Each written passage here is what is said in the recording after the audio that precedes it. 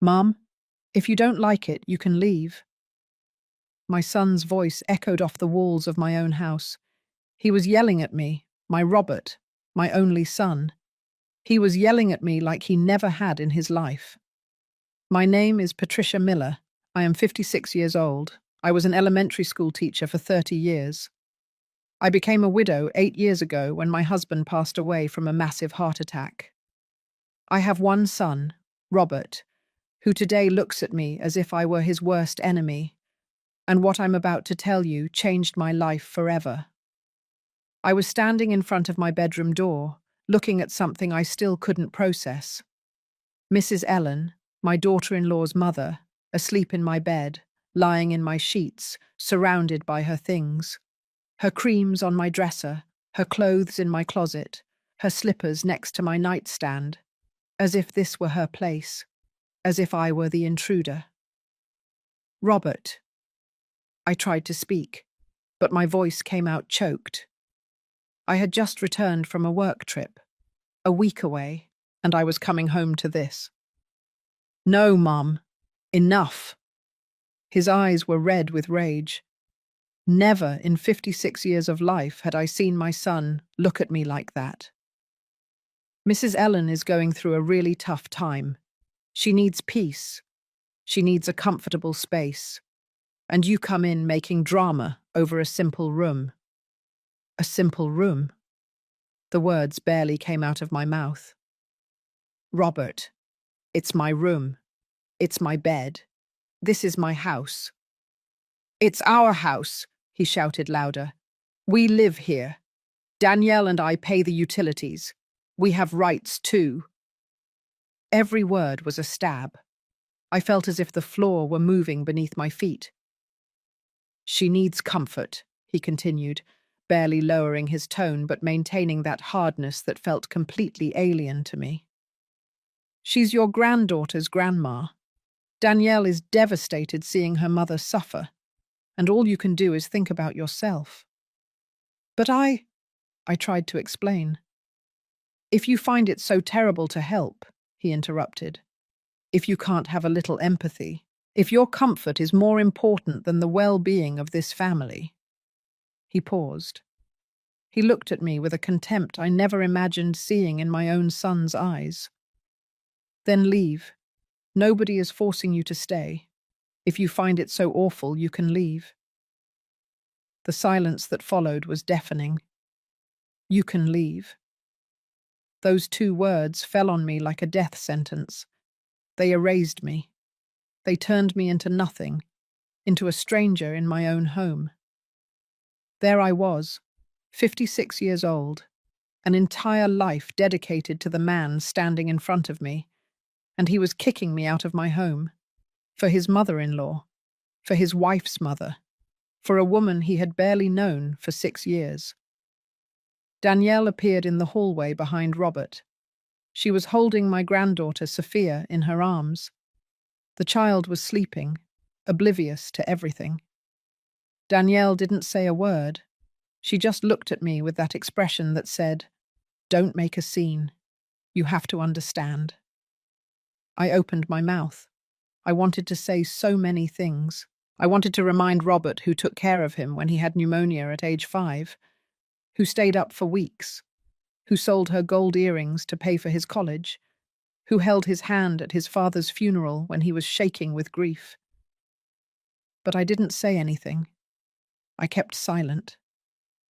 Because there are silences that weigh more than 1,000 words, and mine weighed 30 years of unconditional love that had just been thrown in the trash. I bent down. I picked up my suitcase from the floor. I was still wearing my travel clothes. I still smelled like the bus and exhaustion. I had driven 6 hours to get home, to come back to this. I gave my son one last look, at that man I no longer recognized, at that stranger with my Robert's face, but with the heart of someone I didn't know. And I left.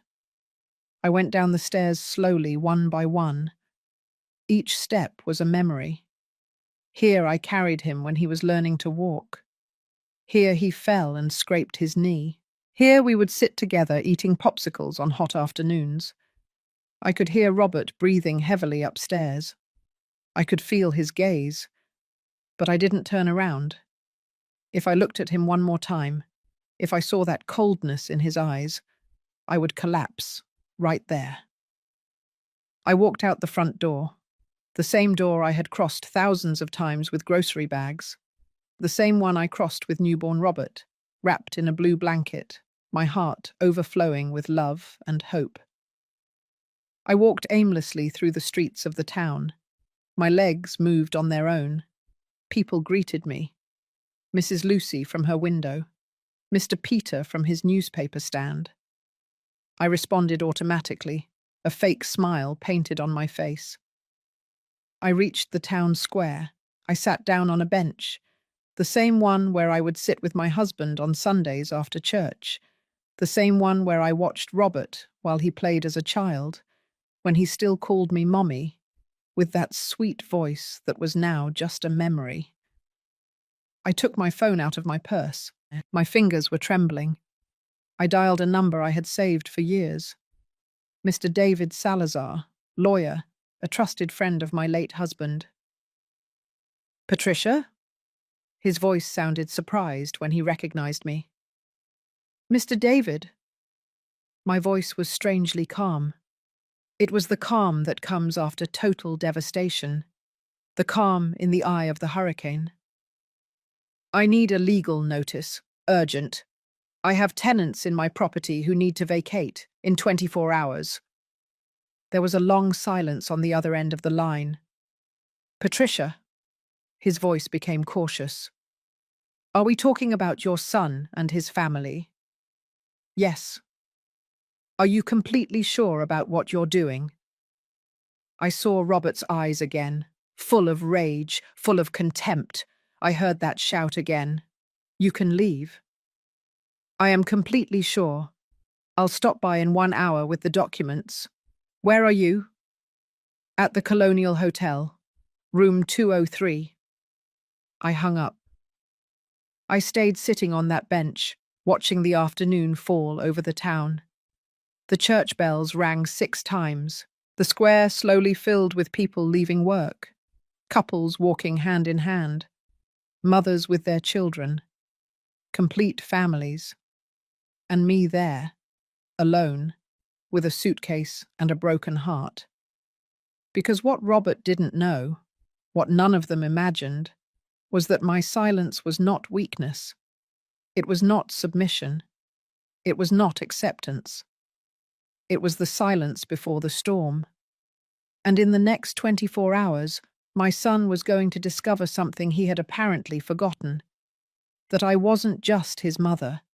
I was the owner of that house. The only owner.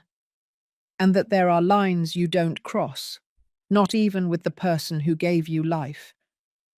But what happened when they received that notice was something none of us saw coming. The Colonial Hotel was a modest place, small, clean, nothing compared to my house. But at that moment, it was all I had. Room 203 smelled of lavender and loneliness. I sat down on the bed. I left the suitcase on the floor unopened. And for the first time since I left my house, the tears began to fall. I wasn't crying for myself. I was crying for what we had been, for what we had lost. Because there was a time, not so long ago, when Robert and I were inseparable. He was born on March 14th, after 18 hours of labour. My husband, Michael, never left my side for a second. When we finally heard that first cry, we both looked at each other and knew that our lives had just changed forever. Robert was a calm baby. He slept well. He ate well. He smiled easily. But above all, he was affectionate.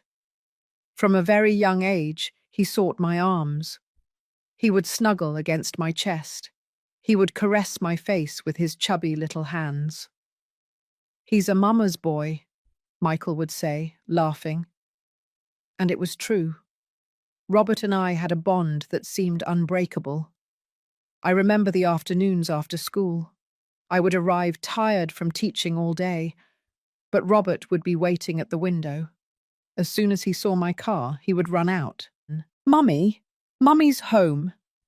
And he would launch himself into my arms as if he hadn't seen me in years, when it had only been 8 hours. Michael worked for a construction company. We didn't earn much, but it was enough. We lived in a small apartment in the city. 2 bedrooms, 1 bathroom, a kitchen where the 3 of us barely fit. But we were happy. "Someday," Michael would tell me, hugging me from behind while I cooked, "we're going to have our own house, with a yard, with space for Robert to run, with a big room for us." "Someday," I would repeat, smiling. That someday arrived when Robert was 8 years old. Michael had saved every penny for years. I had too. We saved in a cookie tin hidden in the closet. Coins, wrinkled bills, everything we could set aside after paying rent and groceries. We bought a piece of land on the outskirts of town. It wasn't big, but it was ours. Michael designed the house himself. A simple drawing on a napkin that later became blueprints. 2 stories, 3 bedrooms, a front yard. We built it little by little. On weekends, Michael and I would go to the land. He would lay bricks, I would mix cement. Robert would play among the half-finished walls, imagining what it would be like to live there. "This is going to be my room, right, Daddy?" he would ask, pointing to a corner. "Right here, champ." It took us 3 years to finish it. 3 years of hard work, blistered hands, aching backs. But the day we laid the last tile in the bathroom, the 3 of us hugged in the middle of the empty living room and cried tears of happiness. "It's ours," Michael said, "completely ours. Nobody can take it away from us." We moved in one afternoon in July. Robert was 11 years old. I remember him running through the whole house, screaming with excitement. He went up and down the stairs. He opened and closed the doors. He looked out every window. "It's huge, Mommy. It's the most beautiful house in the world." That night we ate dinner sitting on the living room floor because we didn't have any furniture yet. Hot dogs and fries that I bought from the local burger joint.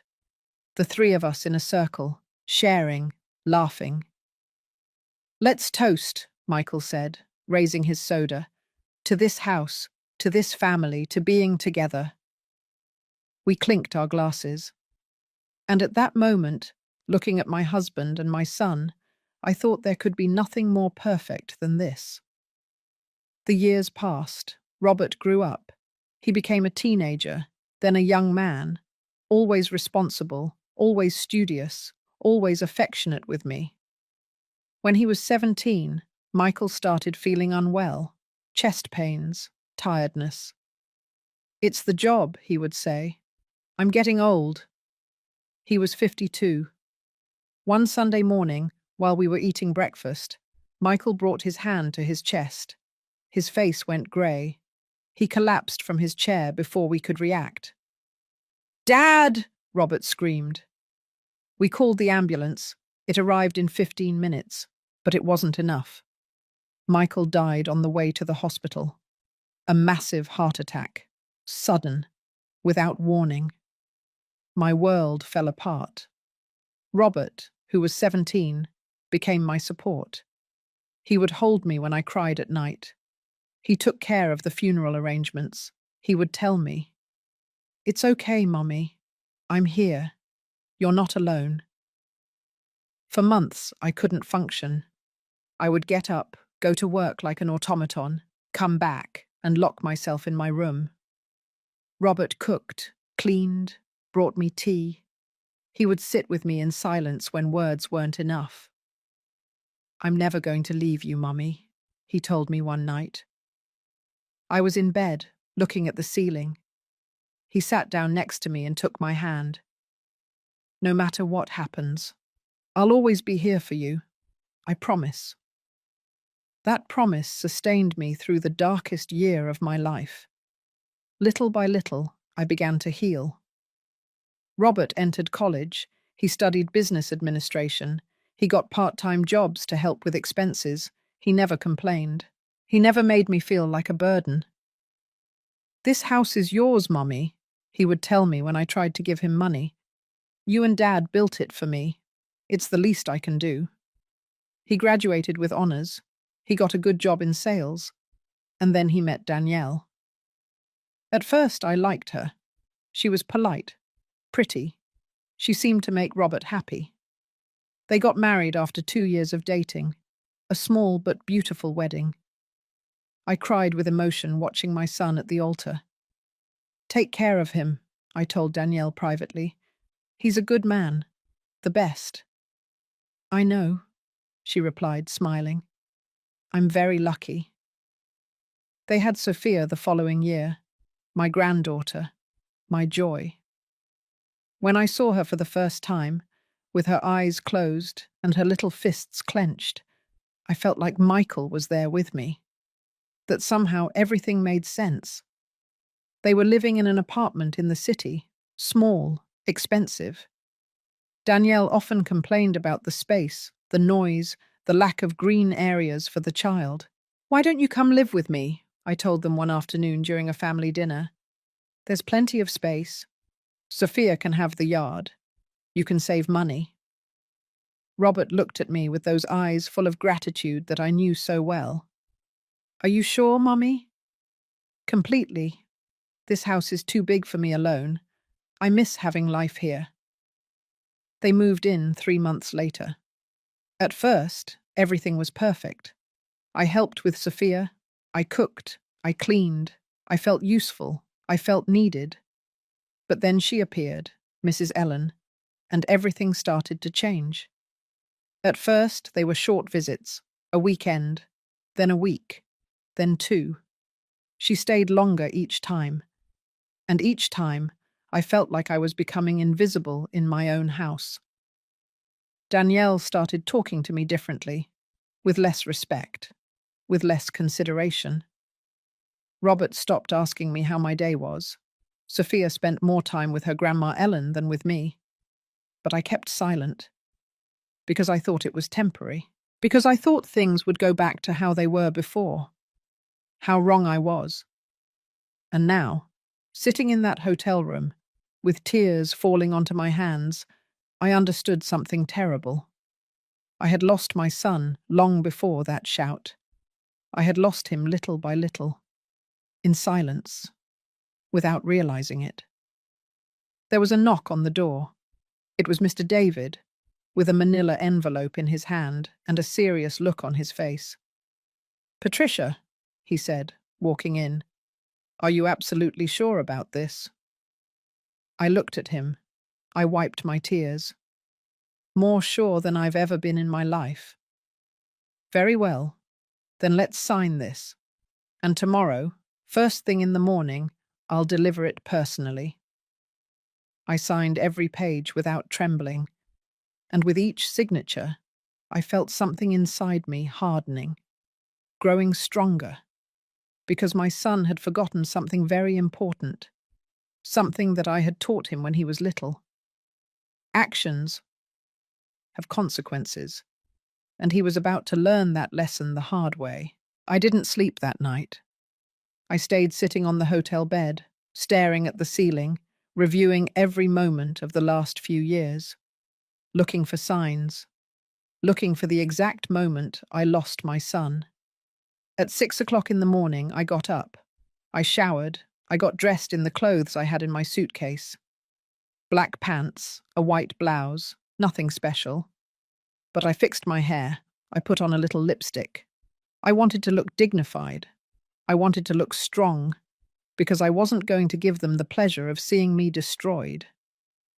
Mr. David arrived at the hotel exactly at 8 o'clock. He brought the documents already prepared. A legal notice, formal, cold as my son's shout. "Do you want me to go alone?" he asked me. "Do you have to be present?"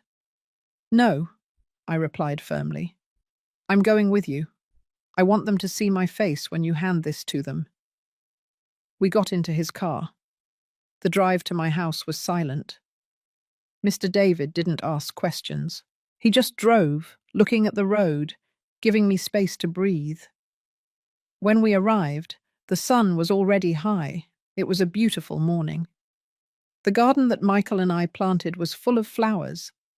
The trees we planted when Robert was a child provided cool shade. Everything looked perfect from the outside.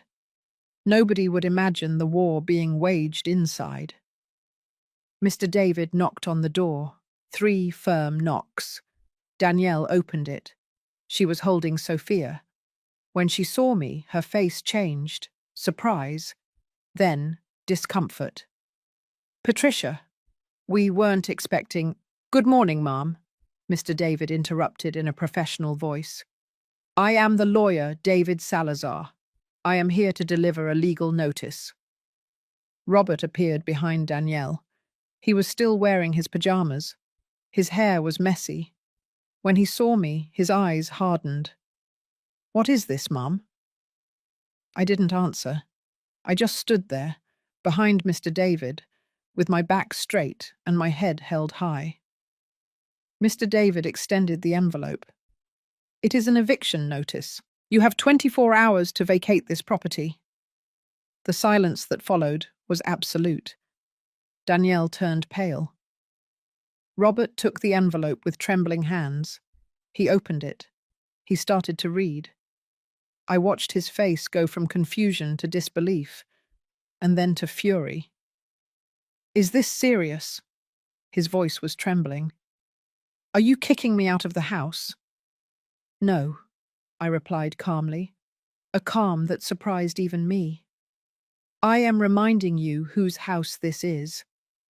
But Mum! Don't call me Mum. The words came out cold, sharp. Yesterday you yelled at me. You kicked me out. You told me to leave. So I left. And now you have to leave too. That was different. I didn't mean— You didn't mean what, Robert? You didn't mean for me to leave? You didn't mean to say that if I didn't like it, I could get lost, because that is exactly what you said. Danielle started crying. Sophia, confused by the atmosphere, also started to cry. Patricia, please, Danielle pleaded. There has to be another way. We can't leave in 24 hours. Where are we going to go with the child? You should have thought about that yesterday, when you gave my room to your mother, when you treated me like a stranger in my own house. Mrs. Ellen came down the stairs at that moment. She was wearing one of my bathrobes. She was in my house, wearing my clothes, sleeping in my bed. And she had the nerve to come down as if she were the owner. What is going on here? She asked in an annoyed voice. I looked her directly in the eyes. For the first time in all those months of visits, I held her gaze without looking away. What is happening, Ma'am, is that you and my son and his family have 24 hours to leave my property. What?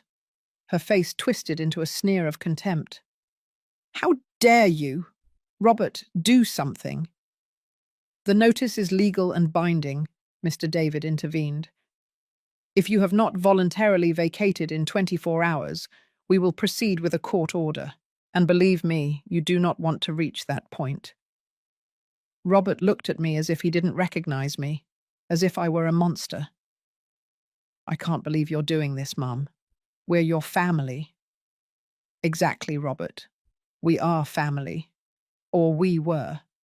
Until you treated me like I was less important than a stranger. Until you yelled at me in my own house. Until you chose her mother over yours. She needed help.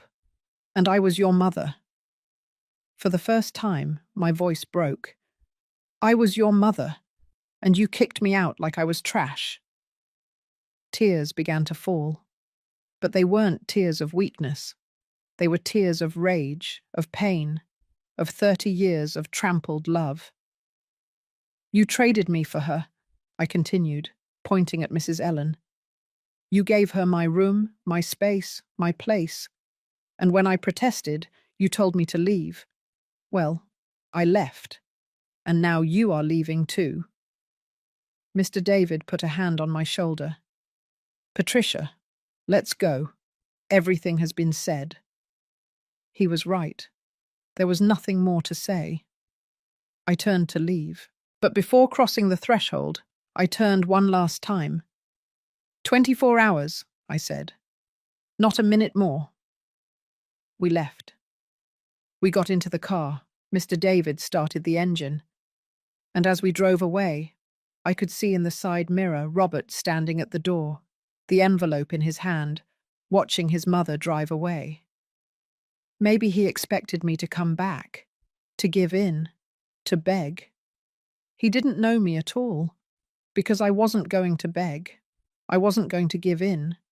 For the first time in my life, I was going to set boundaries, even if it tore me apart inside. Mr. David dropped me off at the hotel. Will you be all right? He asked. Yes, I lied. I went up to my room. I sat on the bed.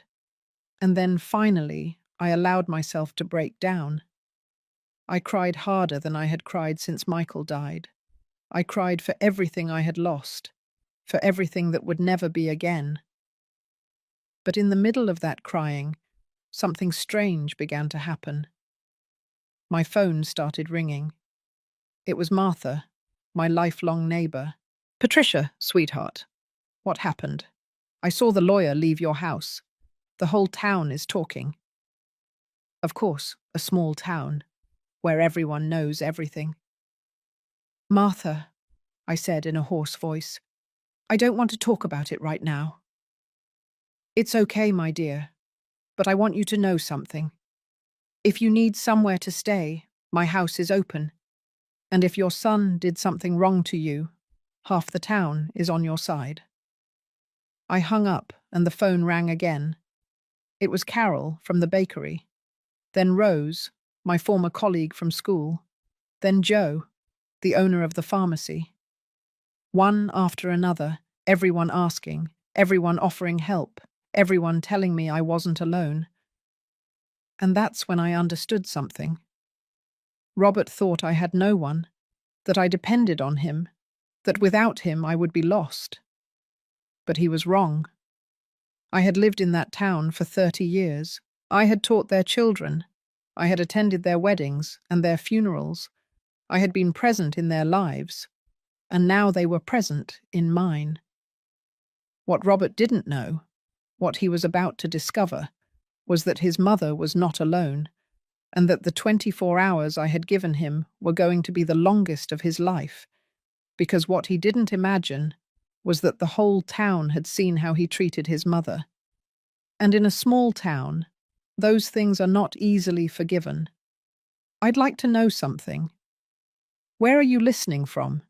Have you been through something similar? Because believe me, what comes next is something none of us expected. The next few hours were the strangest of my life. I stayed in that hotel room watching the phone. Call after call, message after message.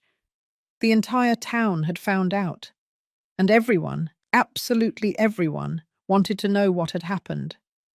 But there was something else, something I didn't expect.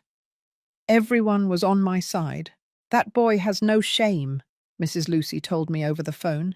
Kicking out his own mother after everything you did for him. My husband and I saw when you were building that house. We saw you break your back mixing cement. We saw how your husband, rest in peace, laid brick after brick. That house is yours. Period. Thank you, Lucy. It was all I could say. But the calls didn't stop. Mr. Peter from the newspaper stand called to tell me that if I needed a witness for anything, he was there. I saw you raise that child, Patricia, with so much love, with so much sacrifice. What he did to you is unforgivable. Rose, my former colleague, arrived at the hotel with a suitcase full of clothes. Here, she said. I know you only brought what you took for the trip. Here's everything. And don't tell me no. We've been friends for 20 years. Carol, from the bakery, sent me a box full of donuts and a thermos of coffee. So you don't go without eating, sweetheart. And if you need money, just tell me.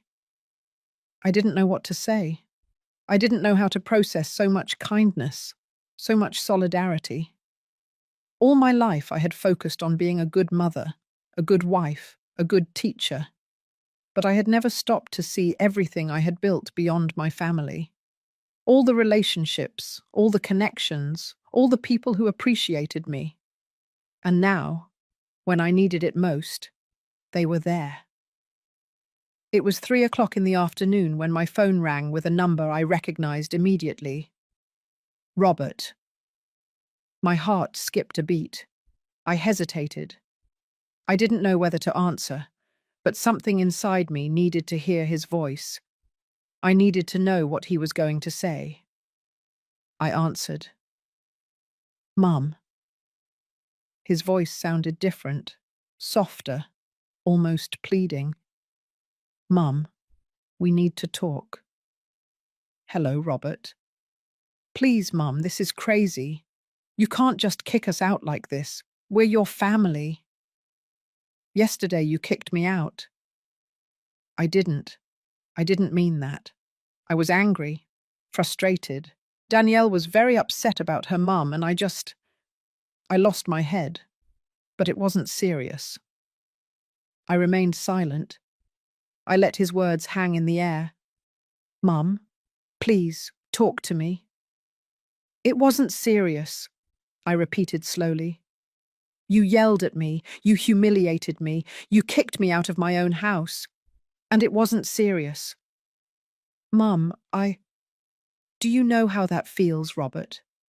Do you know how it feels for your own son? The son you carried in your arms, the son you taught to walk, the son you sold your things for so he could go to school, to look at you with contempt and tell you to leave. I'm sorry, I really am sorry. You're sorry. Or you're sorry that now you have to find somewhere to live in less than 24 hours. I heard him breathing on the other end. Deep breaths. He was crying. Mum, we have nowhere to go. The apartment we had has already been rented out. We can't afford a hotel with the child. Danielle is desperate. Her mother has a heart condition, and the stress is killing her. There it was. The excuse. There was always an excuse when it came to Mrs. Ellen. And what about my heart, Robert? What about my health? What about my stress? Or does that not matter because I'm your mother and I'm supposed to put up with everything? That's not it, Mum. You know I love you. I don't know that, Robert. Yesterday it didn't look like it. Yesterday it looked like you loved your mother-in-law more than your own mother. She's going through a very deep depression. Her husband left her 2 months ago. She's devastated. Danielle is her only daughter and they only have us. For the first time, something inside me wavered. Depression, abandonment, pain. I knew that pain. I had lived it when Michael died. I knew what it felt like to have the world fall apart. But then I remembered something. Robert, when your father died, do you remember who was there for me? Silence. It was you. You supported me. You took care of me. You told me you would never leave me, and I believed you. I trusted you. And now, when someone else needs you, you discard me as if I didn't matter. It's not the same, Mum. You're right. It's not the same. Because I never asked you to kick anyone out of their own house. I never asked you to give my place to another person. I never yelled at you, telling you that if you didn't like it, you could leave. I heard sobs on the other side. Mum, please give me a chance. Let me fix this. We can talk. We can find a solution. You had your chance, Robert. And you wasted it when you yelled at me in front of that woman. When you defended your mother-in-law before your mother. Mum, 24 hours. That's all you have. I hung up. My hands were trembling. My heart was pounding. Tears were falling again. because a part of me wanted to give in, wanted to say, "It's okay. Come back. Let's forget all this." I wanted to go back to being the mother who forgives everything, who puts up with everything, who sacrifices everything. But another part of me, a part that had been asleep for too long, was telling me, "No, enough is enough. You have to set boundaries." And that second voice was stronger. I got up from the bed. I washed my face. I took a deep breath. And then my phone rang again. It was an unknown number. "Hello? Mrs. Patricia Miller?" It was a woman's voice, young, professional. "Yes, that's me. I'm calling from the local newspaper. We received information that you are in a legal conflict with your son. We would like to interview you." My blood ran cold. "What? How did you know that?" "Ma'am, this is a small town. News travels fast, especially when it involves well-known people like you. You were an elementary school teacher for 30 years. You taught half the town. People talk." "I have no comment," I said quickly. "I understand it's a difficult time, but the community has a right to know. There are many elderly people in similar situations. Your story could help to—" I hung up. My head was spinning. The newspaper, an interview. This was getting out of control. But I didn't have time to process it because someone knocked on my room door. I opened it cautiously. It was Martha, my neighbor. But she wasn't alone. Behind her were Rose, Carol, Mr. Peter, Mrs. Lucy, and at least 10 more people from the town. "Patricia," Martha said, taking my hands. "We came to talk to you." I let them in. The room filled with people. Some sat on the bed. Others leaned against the walls. Everyone looked at me with a mix of concern and determination. "We want you to know something," Mr. Peter began. "What your son did to you is not right, and we are not going to stay quiet." "What do you mean?" I asked, confused. "That if he and his family need anything from the town, they won't get it," Carol said firmly. "My bakery won't sell to them. The pharmacy won't either. The market won't either." "But you can't do that," I said, alarmed. "There's a child, my granddaughter. The child is not at fault," Rose intervened. "But your son needs to learn that actions have consequences, that he can't treat his mother like that and expect everything to stay the same. Besides," Mrs. Lucy added, "we want you to know that you can stay at my house. I have an extra room. You don't need to be in a hotel. And I can help you with the legal expenses if this drags on," Mr. Peter said. "I have savings." I was speechless. I looked at all those people who had taken the trouble to come, who were willing to support me, to fight for me. "I don't know what to say," I whispered. "I didn't expect this." "Well, you should have," Martha said, hugging me. "Patricia, you've been there for all of us for years. When my son had trouble in school, you stayed after classes to help him. When Carol's husband died, you were the first one to knock on her door with food. When Mr. Peter got sick, you organized a collection. You have given so much. It's time for you to receive." The tears returned. But this time they were different. They weren't tears of pain.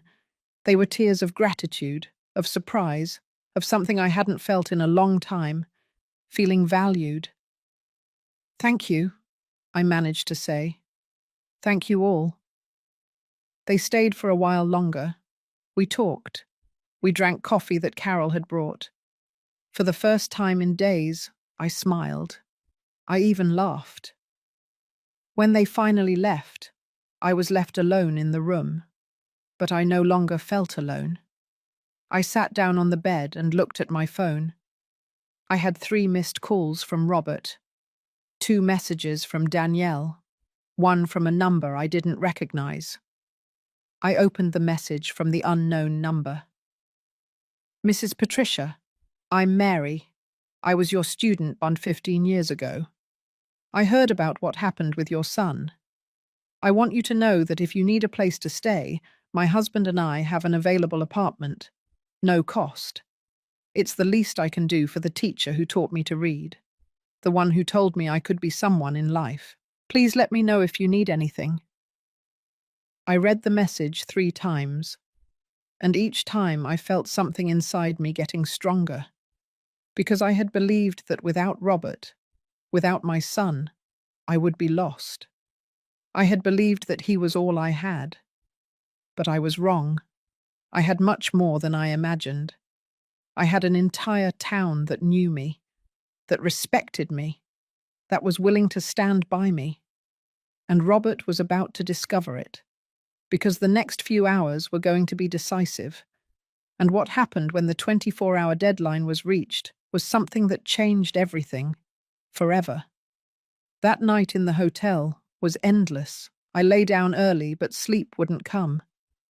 Every time I closed my eyes, I saw Robert's face, his pleading look on the phone, his sobs, and a part of me, that maternal part that never dies, wanted to run to hug him.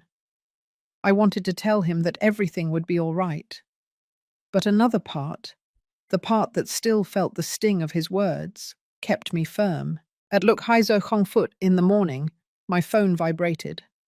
A message from Danielle. Patricia, please reconsider. Think about Sophia. She's your granddaughter. Are you really going to do this? Are you going to leave us on the street? My fingers trembled over the keyboard. I was about to answer, about to give in. But then another message arrived, this time from an unknown number. Mrs. Patricia, I'm Monica, the next-door neighbour. I need to tell you something important. Can we talk early tomorrow? It's about your daughter-in-law and Mrs. Ellen.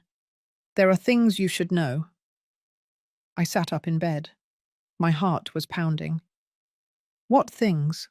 What did Monica know? I responded immediately. Sure. What time? Is Luke's Besum Zio Hongfoot in the morning okay?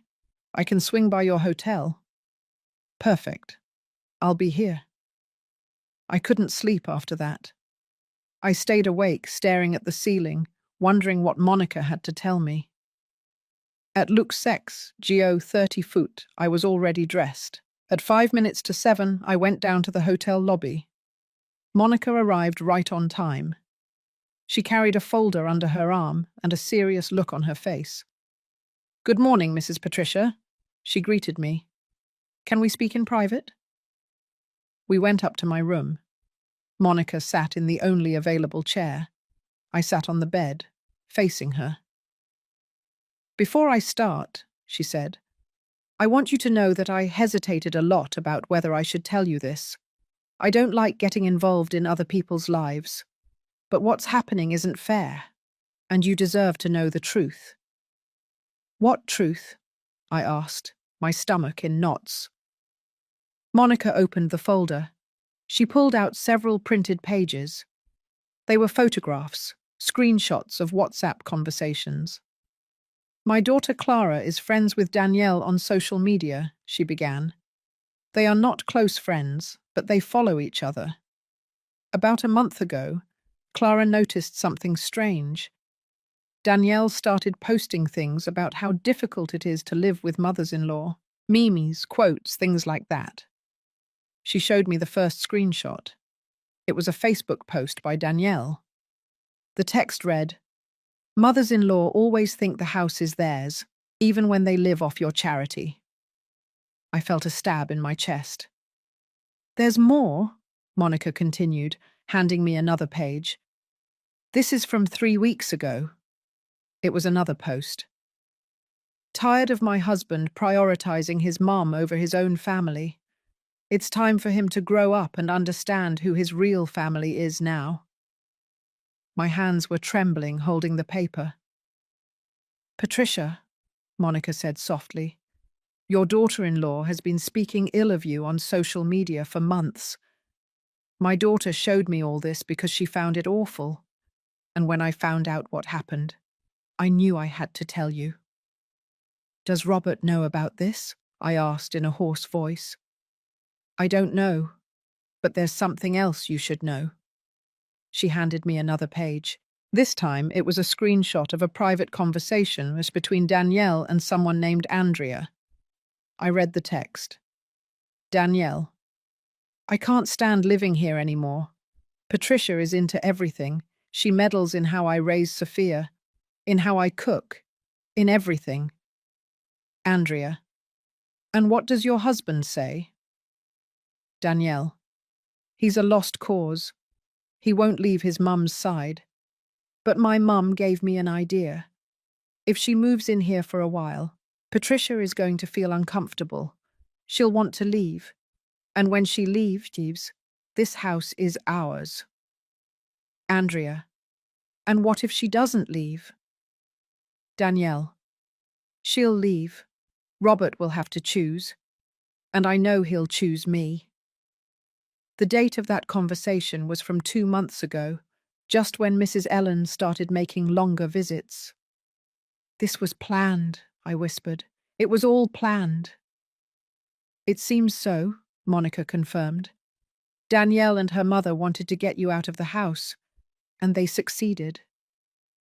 I remained silent, processing. Everything made sense now, Mrs. Ellen's increasingly long visits, the passive-aggressive comments, the way Danielle stopped asking for my opinion on things, how Robert slowly distanced himself from me. It hadn't been a coincidence. It had been a plan. Why? I asked out loud. Why do all this? My daughter says Danielle has always been very jealous, Monica explained. Jealous of the relationship between Robert and you. She felt that you had too much influence over him. And the house, well, the house is worth a lot of money. If you left, they could stay here, live without paying, eventually maybe convince Robert to put the house in their name. A dull rage began to grow inside me. It wasn't just rage against Danielle or Mrs. Ellen.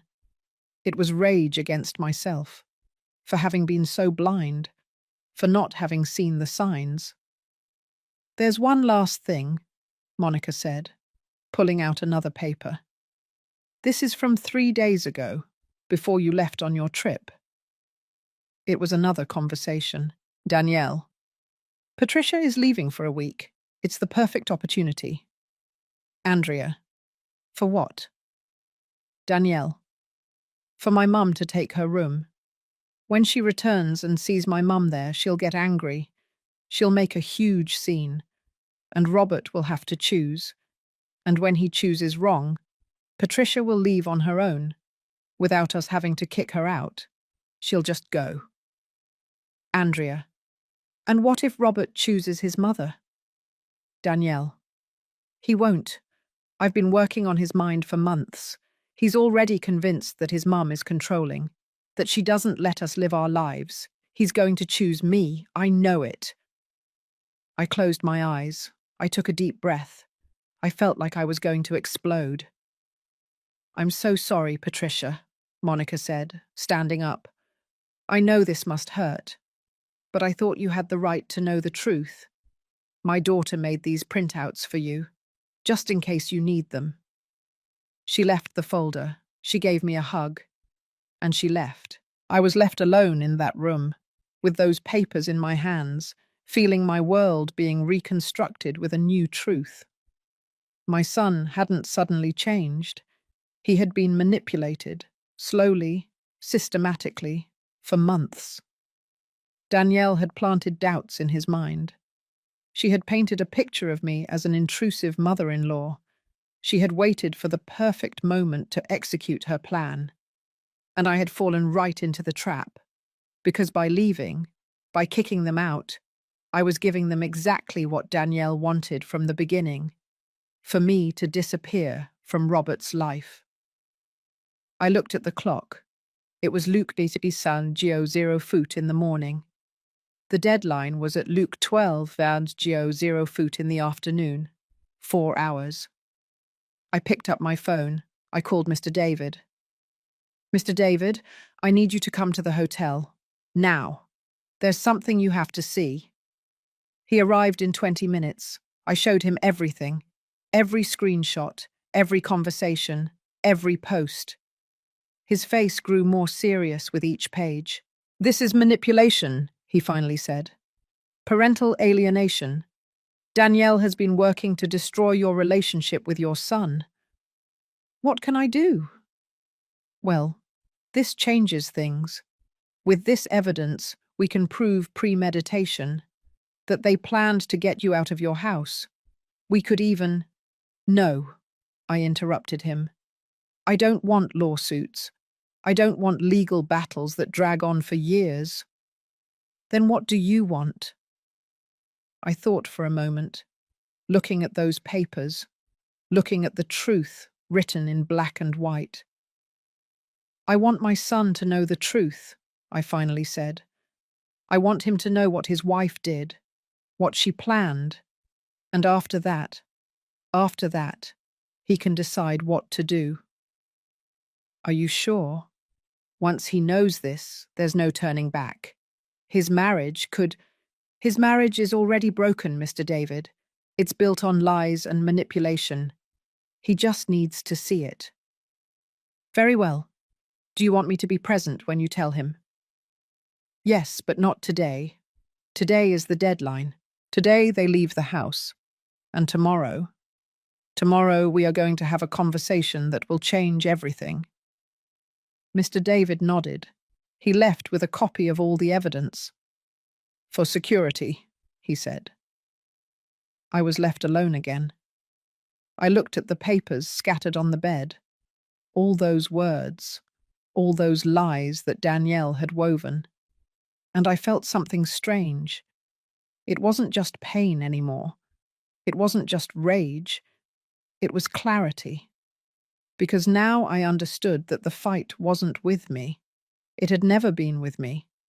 It was with the idea of me, with the image that Danielle had constructed in Robert's mind.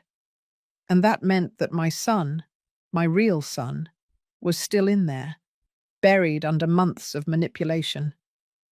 But he was there. I could still save him. But first, I had to let the 24 hours run out. I had to let them feel the weight of their actions.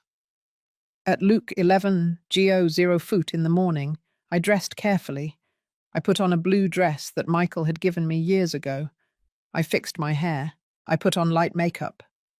I wanted to look dignified, strong, unbreakable, because at Luke 12, Geo 0 foot in the afternoon, I was going back to my house. And what I found there would determine everything that would come next. What I didn't know, what none of us knew, was that Danielle had one last card up her sleeve. Something that even I hadn't anticipated. And what was about to happen was going to put everything I thought I knew about my son to the test. At 11:45, I left the hotel. Mr. David was waiting for me in his car. He had insisted on accompanying me. Just in case things get difficult, he said. The drive to my house was silent. I looked out the window, watching the familiar streets pass by. The park where Robert played as a child. The church where Michael and I got married. The school where I taught for 3 decades. Everything looked the same. But I was no longer the same. When we arrived at my house, there were several cars parked outside. I recognized some. Danielle's friends, Mrs. Ellen's family. They brought reinforcements, Mr. David murmured. We got out of the car. It was exactly Luke to 12, Joey 0 foot in the afternoon.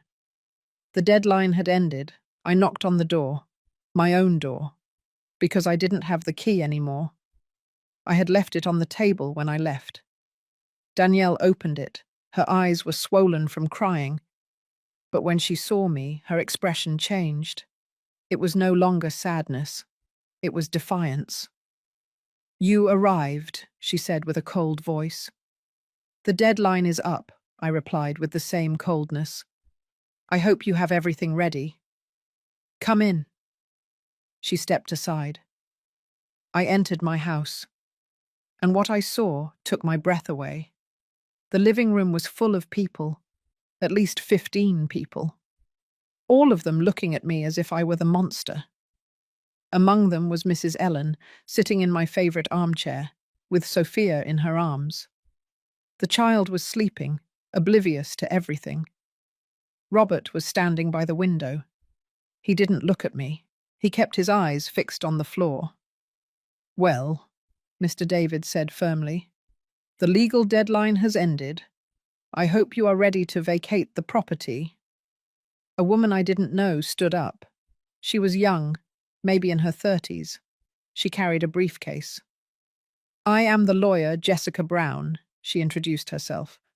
"I represent the Jones family." My heart skipped a beat.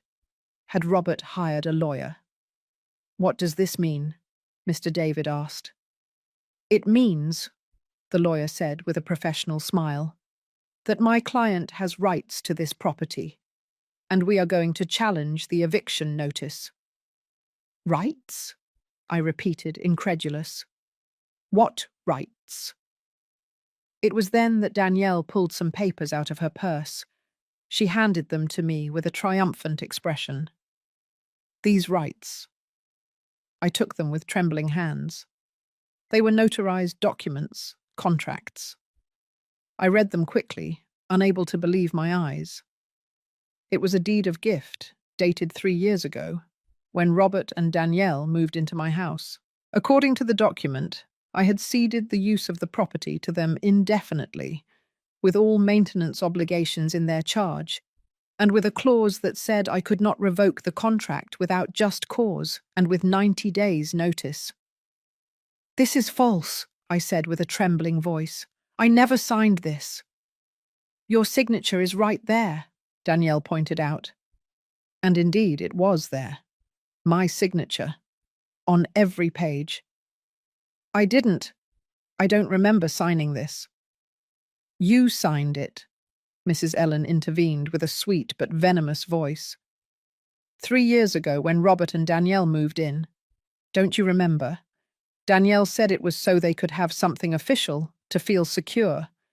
And you signed because you wanted your son to be happy." Memories started to come back.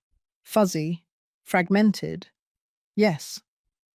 Yes, I had signed some papers 3 years ago, but Danielle had said they were bank forms to add Robert as a beneficiary to my account in case something happened to me.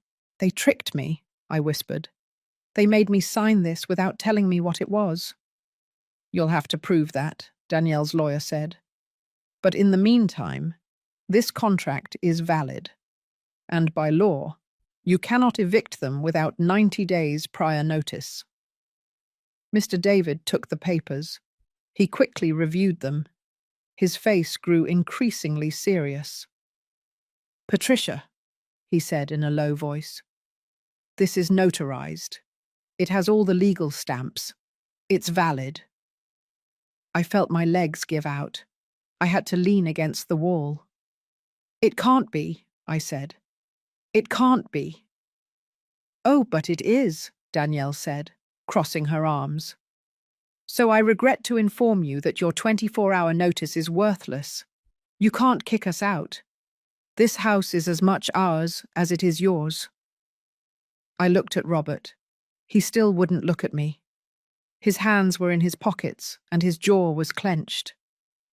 "Robert," I said with a broken voice, "did you know about this?" He finally looked at me, and in his eyes I saw something that destroyed me. Guilt.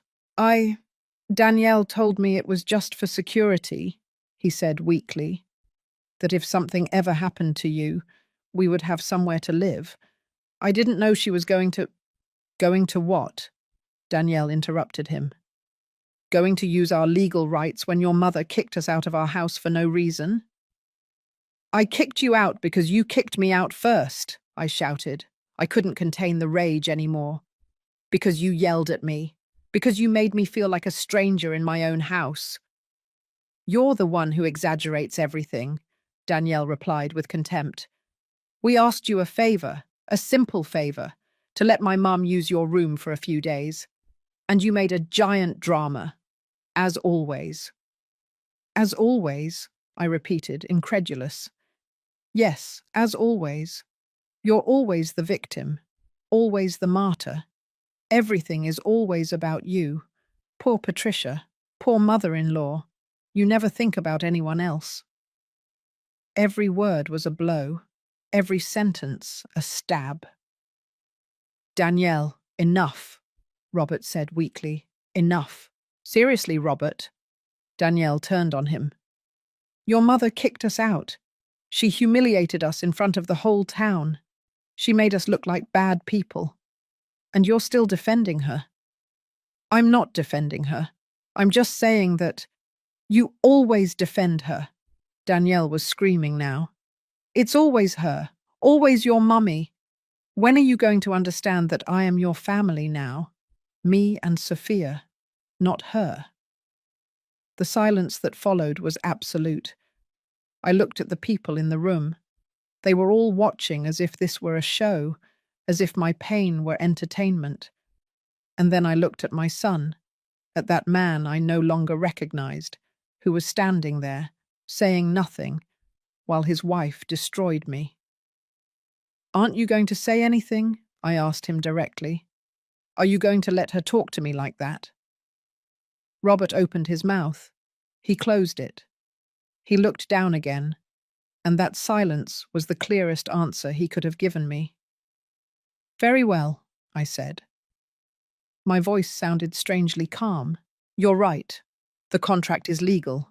I cannot kick you out in 24 hours. I watched Danielle smile with satisfaction. But, I continued, I can do other things. This house has my name on it. Only my name. I can cut off the utilities. I can stop paying for the water, the electricity, the gas. I can make you live here very uncomfortably for those 90 days. Danielle's smile disappeared. You wouldn't dare, she said. Try me. Mr. David touched my shoulder. Patricia, it's not a good idea. They could sue you for… I don't care, I interrupted him. If they are going to use legal tricks, I can too. If they are going to play dirty, I can play dirtier. It was then that Robert finally spoke, in a louder voice than he had spoken all day. Enough! Both of you! Everybody turned to look at him. Mum, Danielle, both of you stop. This is out of control. We are destroying this family over a house, over a room, over pride. It's not about pride, I said with a trembling voice. It's about respect, about dignity, about not being treated like trash in my own house.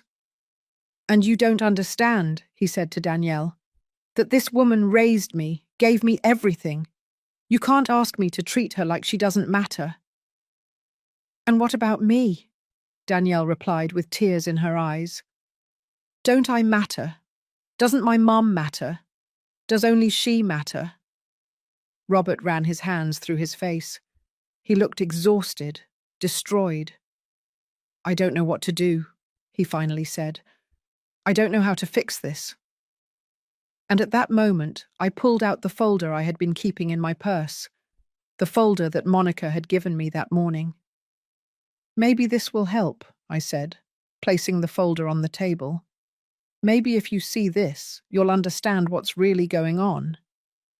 Danielle turned pale. What is that?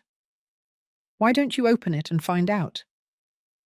Robert approached the table, picked up the folder, opened it, and began to read. I watched his expression change, from confusion to surprise, from surprise to disbelief, from disbelief to horror. What is this, Danielle? He asked with a trembling voice. I can explain it. These are your conversations, your posts, talking badly about my mother, planning how to get her out of the house. His voice was getting louder. Is this real? Did you write this? Danielle didn't answer. She just looked at the floor. Answer me! Yes, she finally screamed. Yes, I wrote it. So what? Everything I said is true. Your mother is controlling. She was in everything. And yes, I wanted her to leave, because this house should be ours, not hers. The silence that followed was deafening. Robert dropped the folder. The papers scattered on the floor. All those words, all those lies, exposed for everyone to see. You manipulated me, Robert said almost in a whisper. For months, you made me believe that my mother was the problem, that she was the one who didn't let us live, and all the time it was you. Robert, I just wanted what was best for us. The best. Destroying my relationship with my mother was the best. The people in the room began to murmur, to gather their things. Danielle's lawyer turned pale. I think it's time for me to go, she said, quickly putting away her papers. One by one, all the guests began to leave. Nobody wanted to be there. Nobody wanted to be part of what was coming. Until only we remained. Robert, Danielle, Mrs. Ellen, Mr. David, and I. Mrs. Ellen stood up, still with Sophia in her arms. Danielle, let's go, she said firmly. We don't have to stay here and put up with this. No, Robert said. No one is leaving. Not yet. Because this ends today. Here. Now. He turned to me, and for the first time in days, I saw my son, my real son, with his eyes full of tears and his heart shattered. Mom, he said with a broken voice, I'm sorry, I'm so sorry. And what happened next was something none of us saw coming. Mum, I'm sorry.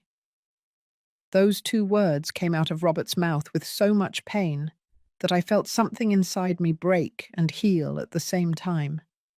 He took a step towards me, then another, and then, for the first time in days, my son hugged me. It wasn't a lukewarm hug. It wasn't an obligatory hug. It was the hug of a child who realizes he has hurt his mother, the hug of someone who has just woken up from a nightmare. I'm so sorry, he repeated between sobs. I'm sorry, I'm sorry. I couldn't speak. I just hugged him back, feeling his tears wet my shoulder, feeling him tremble, feeling how, after so many days of darkness, there was finally a ray of light. Robert, Danielle's voice cut through the moment. Seriously? Are you really going to believe her? Those conversations are taken out of context. I was venting to a friend. Everyone talks badly about their mothers-in-law. Robert pulled away from me. He wiped his tears. He turned to his wife. No, Danielle. Not everyone plans for months to get their mother-in-law out of her own house. Not everyone manipulates their husband to see his mother as the enemy. I didn't manipulate you. I just opened your eyes. You opened my eyes, Robert's voice got louder. Or you blinded me. Because now that I read this, now that I see everything together, I realize things. How every time my mother said something, you said the opposite. How every time I wanted to spend time with her, you had some emergency. How little by little you pushed me away from her. Because she didn't let us live. Because you didn't want to share me, Robert shouted. You wanted me to choose between my mother and you, and I was so foolish that I fell for your game. Danielle started crying, but they weren't tears of remorse. They were tears of fury, of rage at being discovered. Great. Now I'm the bad guy. Now everything is my fault. And what about your mother? She kicked us out. She humiliated us. She left us homeless. Because you put your mother to sleep in her bed, Robert replied. In her room, in her most intimate space. How did you expect her to react? I expected her to have empathy. My mother was suffering. And mine wasn't? Robert's voice broke again. Wasn't my mother suffering when I took her room? When I treated her like she didn't matter? When I yelled at her and told her to leave? He covered his face with his hands. His shoulders were trembling. "Oh my God," he murmured. "What have I done? What have I done to my mother?" Mrs. Ellen, who had been silent until that moment, finally spoke. "Robert, you have to understand. Danielle was just taking care of her family, of her mother. There's nothing wrong with that." "There's nothing wrong?" Robert looked at her directly. "There's nothing wrong with lying, with manipulating, with destroying the relationship between a mother and her son."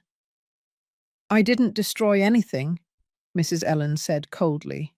"Your mother did it all by herself with her attitude." "My attitude?" I spoke for the first time since the hug. My voice sounded stronger than I expected. "What attitude? The one of opening the doors of my house? The one of taking care of my granddaughter? The one of cooking and cleaning and doing everything to make you comfortable? The one of sticking your nose where it doesn't belong?" Mrs. Ellen replied venomously. "The one of believing that this house is only yours when your son lives here? The one of not understanding that you are no longer the most important woman in his life?" Those words hurt more than I wanted to admit. "Ma'am," Mr. David intervened, "I think it's time for you to leave. This is a family matter." "I am family," Mrs. Ellen shouted. "I am that child's grandmother. I have as much right to be here as she does." "No, ma'am." Robert's voice was now firm, cold. "You have no right to be here. This is my mother's house, and you are not welcome, Mrs. Gauss." Ellen looked at him as if he had slapped her. "What did you say?" "That you have to leave. Now. You and your daughter used this house. You used all of us for your own benefit. And I was so blind that I didn't see it." "Robert, you can't talk to my mother like that," Danielle said with a trembling voice. "I can't. Why not? She talked to my mother like that. You talked to my mother like that. Why does my mother have to put up with it, but yours doesn't? Because my mother gave me life. She raised me alone. She went through a horrible divorce. She deserves respect." "And mine doesn't?" Robert was yelling again.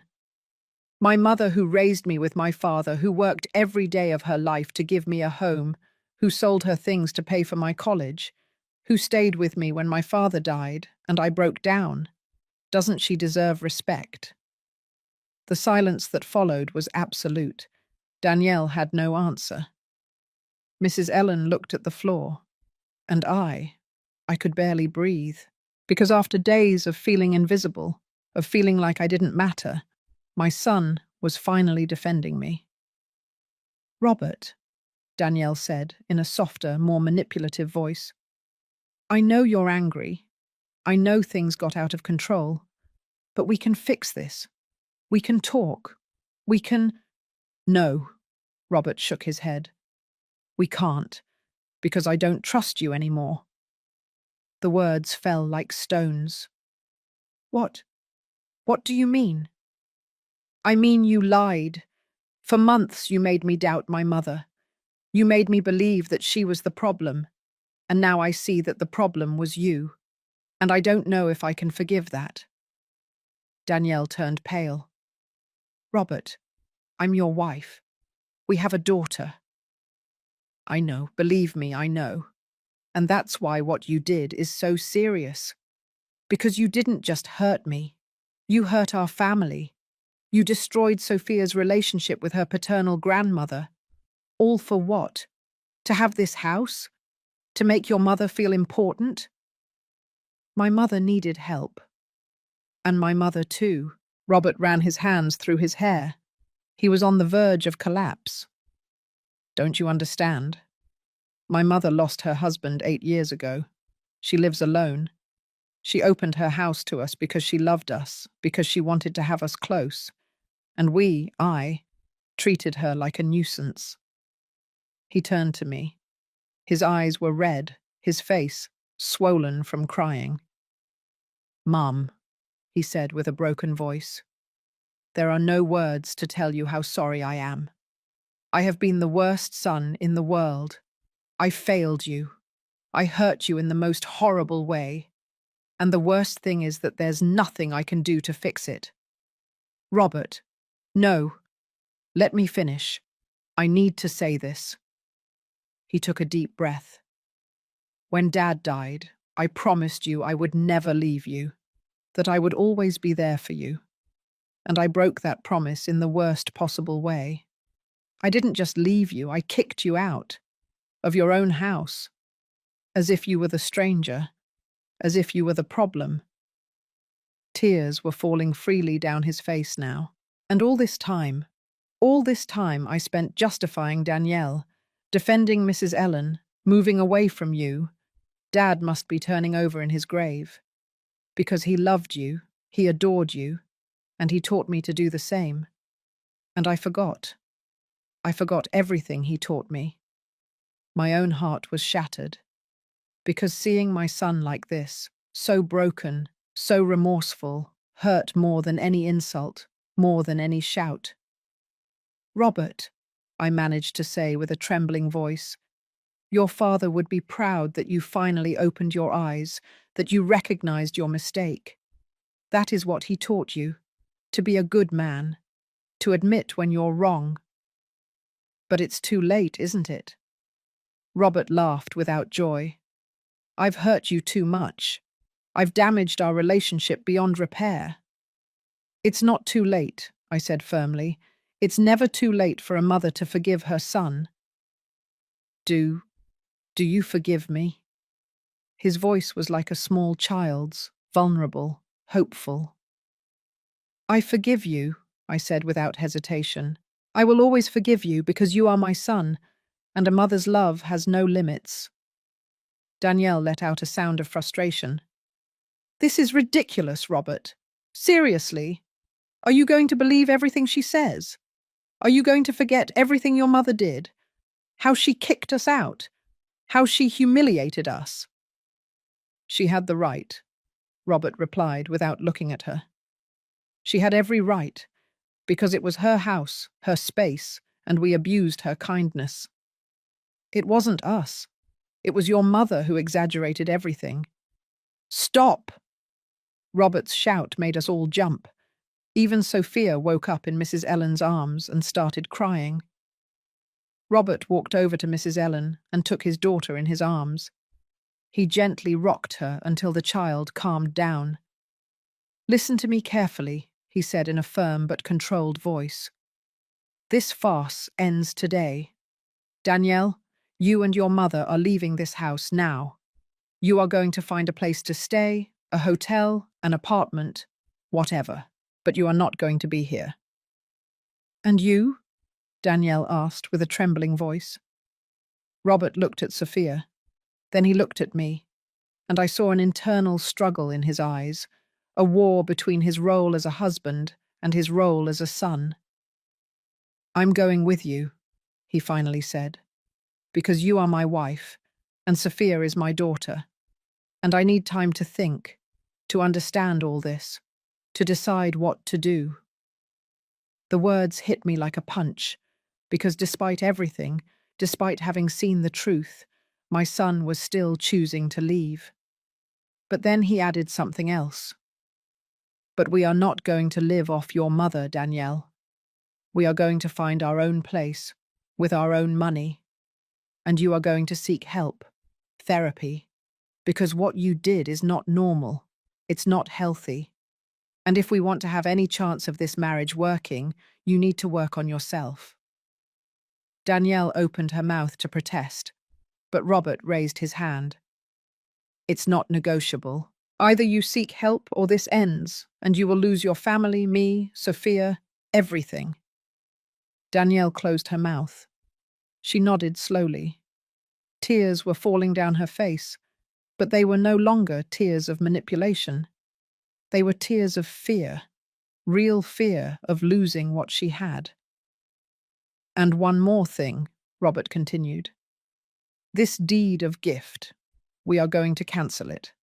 I don't know how, but we are going to cancel it, because it was obtained through deception, and this house is completely my mother's again, as it always should have been. Mr. David nodded. We can prove the deception, with witnesses, with evidence. It won't be easy, but it can be done. Robert walked over to me, with Sophia in his arms. My granddaughter was sleeping again, oblivious to all the drama unfolding around her. "Mum," Robert said, "I know I don't deserve anything from you. I know I hurt you in unforgivable ways, but I ask you one thing, just one." "What thing?"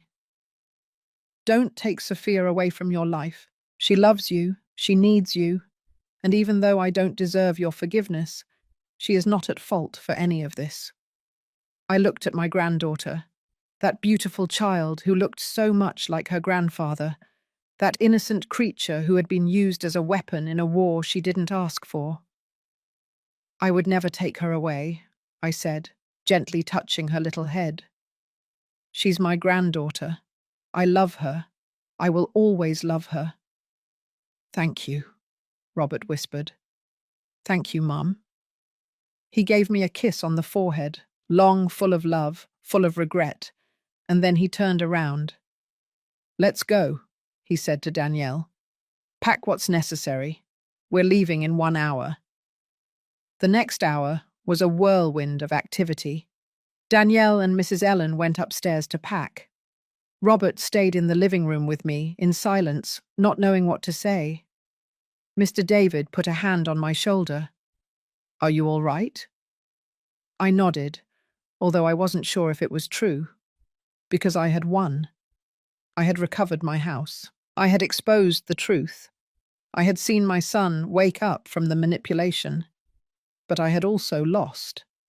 Because my son was leaving, my granddaughter was leaving, and I didn't know when I would see them again. When they finally came down with their suitcases, I stood in the doorway, watching them load the car, watching my family fall apart. Robert was the last to leave. He stopped in front of me. "I'll call you," he promised, "every day, and we're going to fix this, somehow. I promise you." "It's okay," I said, although my heart was broken. "I love you, Mum." "I love you too, son." He left. The car started, drove away down the street, and I stood there, rooted to the threshold of my empty house, feeling all the weight of the last few days fall upon me. Mr. David stayed with me. He didn't say anything. He was just there. Because sometimes someone's presence is worth more than 1,000 words. I walked into my house, my empty house, my silent house, the house I had fought so hard to reclaim. And I sat in the living room armchair, the same armchair where I had sat with Michael thousands of times, the same armchair where I cradled Robert when he was a baby. And I cried. I cried for everything I had lost, for everything I had gained, for everything that would never be the same again. But in the middle of that crying, I felt something else. Peace. Because I had recovered my dignity. I had set boundaries. I had defended my space.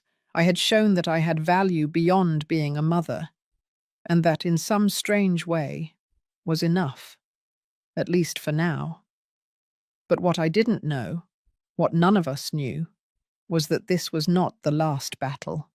It was just the first. The first 3 days after they left were the hardest of my life. The house was silent, a silence that was different from the silence before. Before it was a quiet, peaceful silence.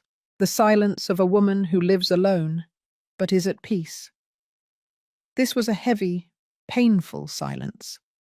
The silence of a house that had been the scene of a war.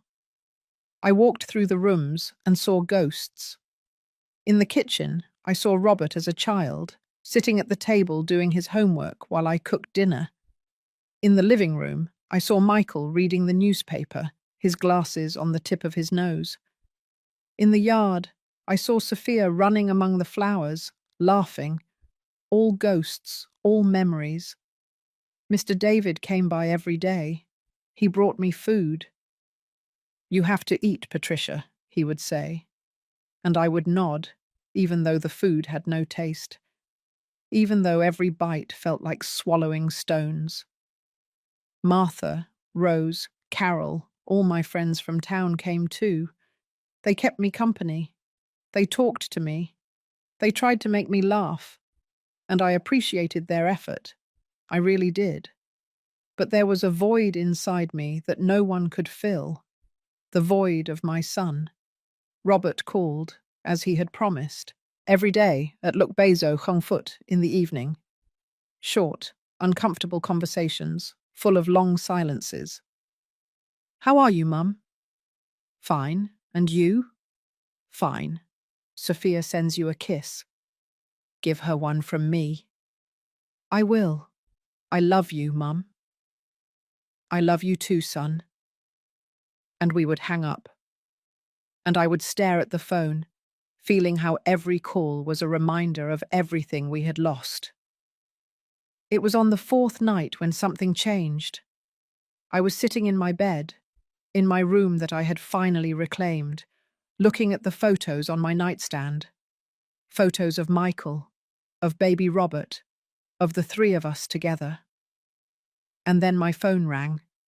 It wasn't Robert's calling time. It was Luke Chapter 11, Geo 0 Foot at night. I answered, alarmed. "Hello?" "Patricia." It was Robert's voice, but it sounded different, broken, scared. "I need to talk to you. Can you come over, please?" My heart raced. What happened? Is Sophia okay? "Sophia is fine, but I need my mum." I didn't ask questions. I got dressed in 5 minutes.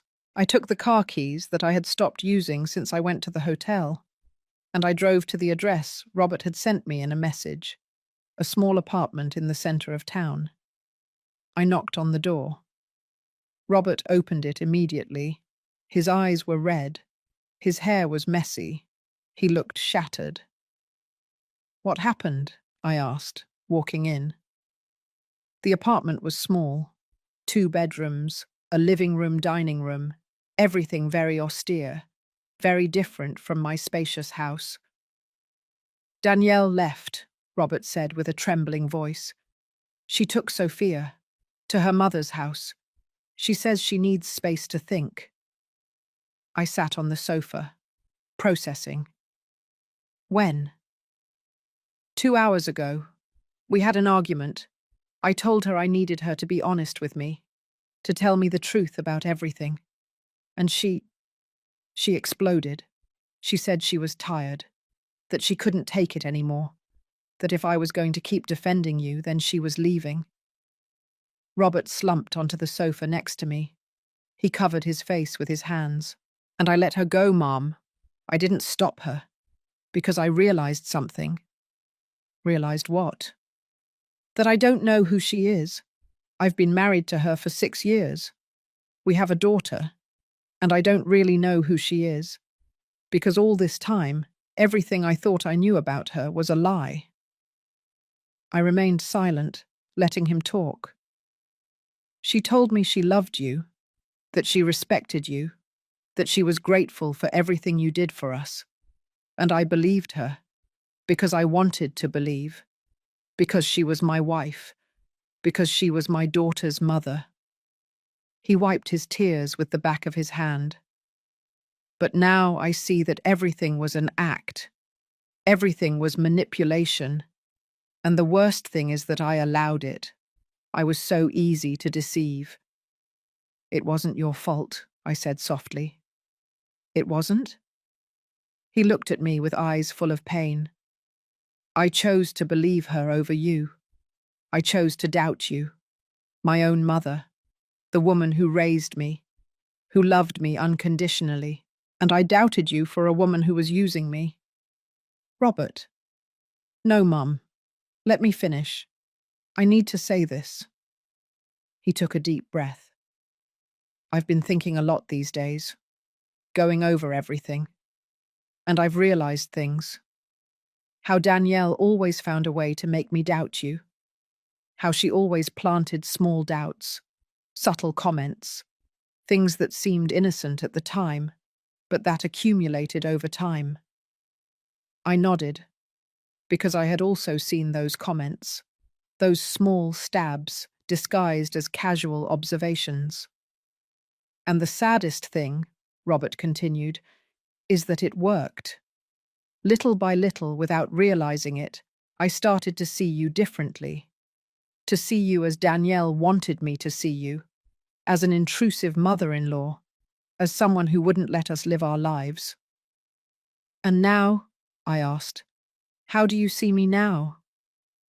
He looked at me, and in his eyes I saw something I hadn't seen in a long time. Clarity. Now I see you as what you've always been. My mother, the strongest woman I know, the one who broke her back building that house, the one who worked every day of her life to give me a future, the one who supported me when Dad died, and I thought I couldn't go on. Tears began to fall down my face. And I'm ashamed, he said with a broken voice. I'm ashamed that I allowed someone to make me doubt you. I'm ashamed that I was so weak. You're not weak, I told him. You were manipulated. There's a difference. Is there? Yes, because a weak man doesn't recognize his mistakes. A weak man doesn't ask for forgiveness. A weak man doesn't call his mother at Luke 11. Geo 0 foot at night because he needs her. You did all that. That's not weakness, that's strength. We stayed like that for a while, hugging, crying together, healing together. Finally, Robert pulled away. He wiped his tears. I need to ask you something, he said. And I need you to be honest with me. I always am. Do you think I can save my marriage?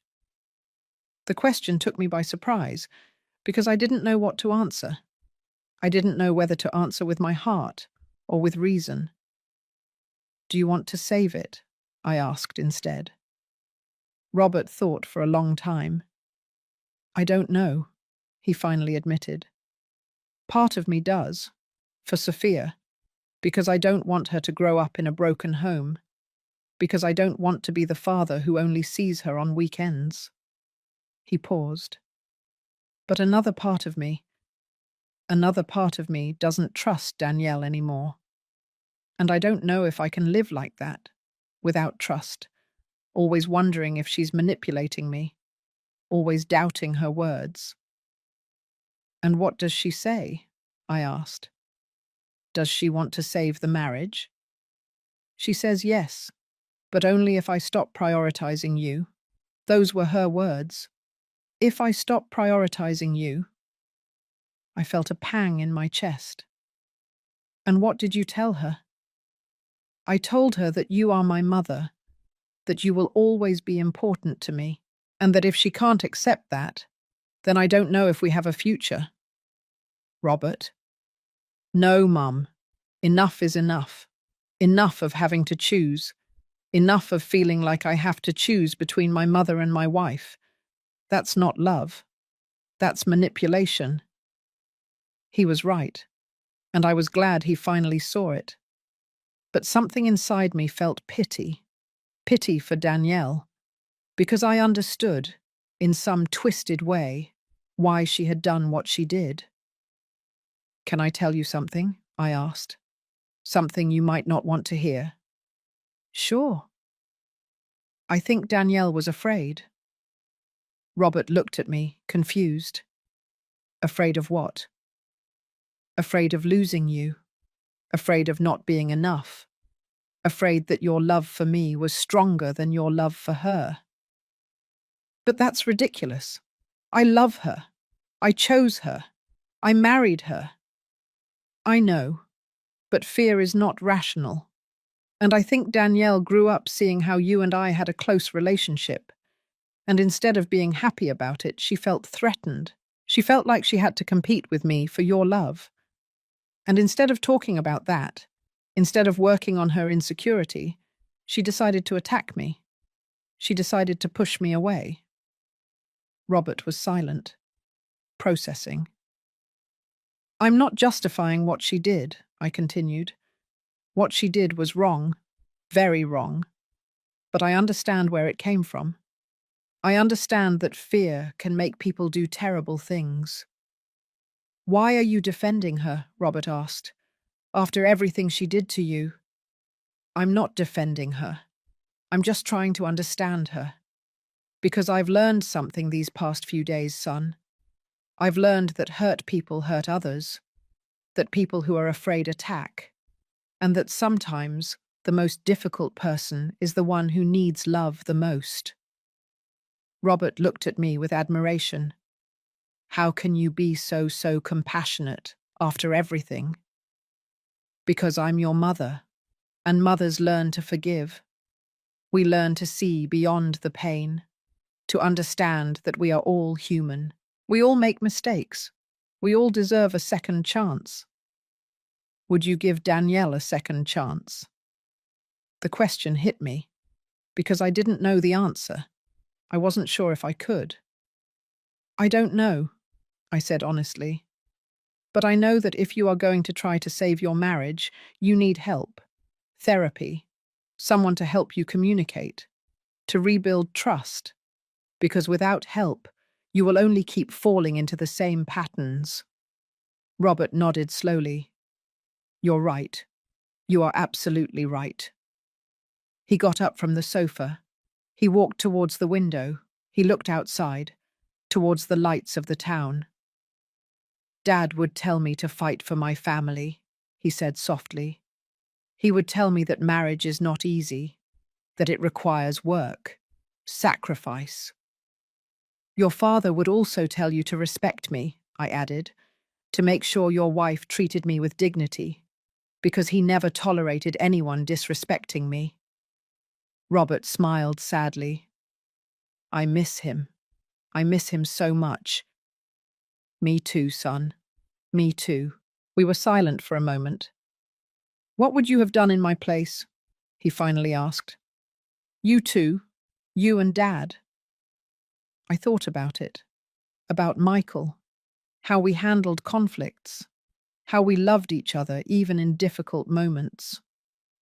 Your father and I had a rule, I said. We would never go to sleep angry, no matter how big the fight was. We would stay awake until we resolved it, because we knew that every day we let pass, the resentment grew. Did you never fight about in-laws? Of course we did. Your maternal grandmother, my mum, and your father had their clashes. But Michael was always clear. He respected me. He respected my mother. But he didn't let anyone put poison in our relationship. And I did the same with his parents. And how did you manage it? Communication, honesty, and clear boundaries. Your father would tell me when something my mother did bothered him, and I would listen, because his opinion mattered.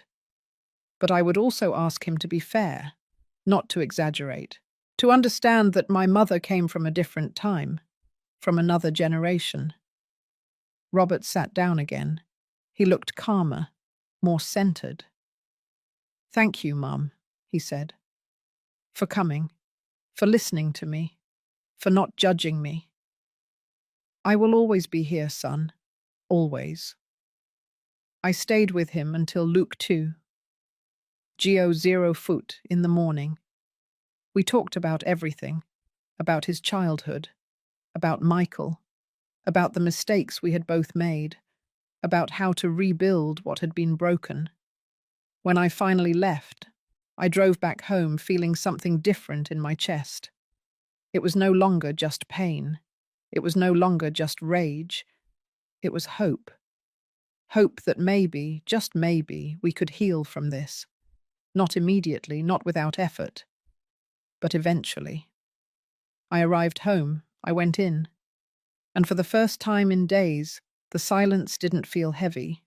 It felt peaceful. I sat on my bed.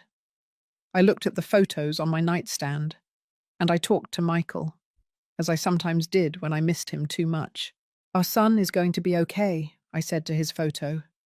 He made mistakes, big mistakes, but he has your heart, and that means he's going to find his way back. And at that moment, my phone vibrated. A message from Robert. Thank you for tonight, Mum. I talked to Danielle. We're going to try therapy. I don't promise anything, but we're going to try. I love you. I smiled. For the first time in days, I truly smiled, because there was light at the end of the tunnel. Small, distant, but there, and sometimes that's all we need. A little light in the darkness. What none of us knew was that the road to that light was going to be much more complicated than we imagined, and that before everything ended, we were going to face a test that would challenge everything we had learned. But that night, in the peace of my room, I allowed myself to have hope, and that was enough. The following weeks were a slow process of healing. Robert and Danielle started therapy. I didn't ask much about it. It wasn't my place. But I noticed changes in my son. Small changes, good changes. He called more often. He came to visit me on Saturdays with Sophia. Danielle never came, but that was fine. We both needed distance.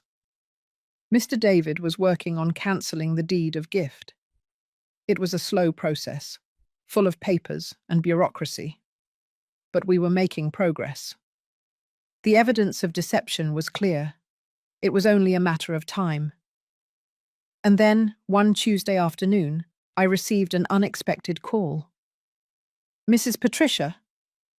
It was a woman's voice. I didn't recognize her. Yes, that's me. I'm Dr. Rodriguez. I am your son and daughter-in-law's therapist. Would you have time to come to a session? Danielle has asked to speak with you, with a mediator present. My heart raced. I didn't know if I was ready for that, but something inside me said yes. When? Is this Friday at Luke 4 Geo 0 Foot in the afternoon okay? I'll be there. Friday arrived too quickly. I dressed carefully. I wanted to look serene, strong. The therapist's office was cozy. Beige walls, calming pictures, a plant in the corner. Danielle was already there when I arrived. She looked different, thinner, paler. She had deep circles under her eyes. Robert was next to her. He gave me a hug when I walked in. Thanks for coming, Mum, he whispered. Dr. Rodriguez seated us, me on one armchair, Danielle and Robert on another facing me. Patricia, the doctor began, Danielle has something she wants to tell you. I've asked her to be completely honest, without defenses, without excuses, just the truth. I looked at Danielle. She avoided my gaze. Patricia, she finally said, with a trembling voice. I want to apologize. The words came out with difficulty, as if it hurt her to utter them. I know what I did was horrible. I manipulated Robert. I treated you badly. I planned to get you out of your own house. And I did it all because... She stopped. Tears began to fall. Because I was afraid. Afraid of what? I asked softly. Afraid of not being enough. That Robert loved you more than me. That I would always be the second option. She took a deep breath before continuing. My mother divorced when I was 12 years old. My father left her for a younger woman. And for years, I watched my mum blame herself, how she said that she hadn't been enough, that if she had been a better wife, he wouldn't have left. And I grew up with that fear, she continued, the fear of not being enough, of being replaced. And when I saw how close you were with Robert, instead of being happy about it, I saw it as a threat. I thought that if he needed you so much, It meant that I wasn't enough, that I couldn't fill that space in his life. And instead of talking about it, instead of working on my insecurity, I decided to attack you. I decided to push you away, because I thought that if you weren't around, he would need me more. But all I accomplished was hurting everyone, you, Robert, our family, and I almost destroyed my marriage because of my own fear. She wiped her tears with a tissue. I don't expect you to forgive me. I know I don't deserve it. But I needed to tell you that I'm sorry, that I regret every cruel word, every malicious plan, everything. The silence that followed was long. I looked at Danielle. I really looked at her. And I saw what I had been denying myself to see. A broken woman, a wounded woman, a woman who acted out of her pain. And your mother? I asked. Does she feel that way too? Danielle looked down. My mother. My mother is not going to apologize. She believes we did the right thing, that we defended our family. I see. But I am distancing myself from her. Dr. Rodriguez helped me to see that my mum projects her pain onto me, that she taught me to see mothers-in-law as enemies, because that's how she saw hers. And I don't want to follow that pattern. I'm proud of her, Robert intervened. I know this is difficult, confronting your own mother, but she's doing it. For us. For our family. I looked at my son. I saw the love in his eyes when he looked at Danielle, and I understood something. He had chosen, not between her and me. He had chosen to heal, chosen to grow, chosen to build something better. Danielle, I finally said, I appreciate your honesty. I appreciate you recognizing what you did. Do you forgive me? She asked hopefully. I'm working on it, I answered honestly. Forgiveness is not instantaneous, it's a process. But I promise you that I'm trying. For Robert, for Sophia, for all of us. Danielle nodded. It's more than I deserve. We all deserve forgiveness, I said. We all make mistakes. The difference is whether we recognize them and work to be better. Dr. Rodriguez smiled. This is a big step. For everyone. The session continued. We talked about boundaries, about expectations, about how to rebuild trust. At the end, as we were saying goodbye, Danielle approached me. Patricia, she said timidly, do you think someday we can, I don't know, have coffee? Get to know each other for real, without lies, without games? I looked at her, and for the first time, I saw potential. I saw the possibility of something new. Someday, I said, when we are both ready. She smiled, a small but genuine smile. Thank you. I drove back home feeling something strange in my chest. It wasn't complete happiness. There was still pain. There were still scars. But there was something else. Something I hadn't felt in weeks. Real hope. And that night, when Robert called me at Luke 7 Geo 0 Foot, as always, our conversation was different. How are you feeling, Mum? Tired, but good. And you? Relieved. Danielle has been working hard on herself. And I have too. We're learning to communicate. For real. I'm glad, son. Mum, there's something else I want to tell you. Tell me. We cancelled the contract. Mr. David succeeded. The house is completely yours again, without strings attached. I closed my eyes. I felt an enormous weight lift from my shoulders. Thank you, I whispered. No, thank you, for not giving up, for fighting for what was yours, for teaching me that setting boundaries is not selfishness, it's self-love. We hung up. And I sat in my living room, in my house that was finally only mine again, feeling peace, because justice doesn't always come from the courts. Sometimes it comes from the simple act of the truth coming to light, from people recognizing their mistake, from love being stronger than pride. And although the path had been painful, although the scars would remain, I knew we had learned something valuable, that families can break, but they can also heal. And we were healing, slowly, painfully, but healing. What would you have done in my place? Would you have forgiven? Or would the pain have been too great? Because what comes now is the most important part of this story, the final lesson, the legacy I want to leave. 6 months have passed since that afternoon when I found Mrs. Ellen sleeping in my bed. 6 months since my life changed forever. I am sitting in my yard, the same one that Michael and I planted so many years ago. It's a quiet Sunday afternoon. The sun is setting and paints the sky orange and pink. In my hands I have a cup of coffee that is already cold, but I don't care. It's not for the coffee that I'm here. It's for the peace.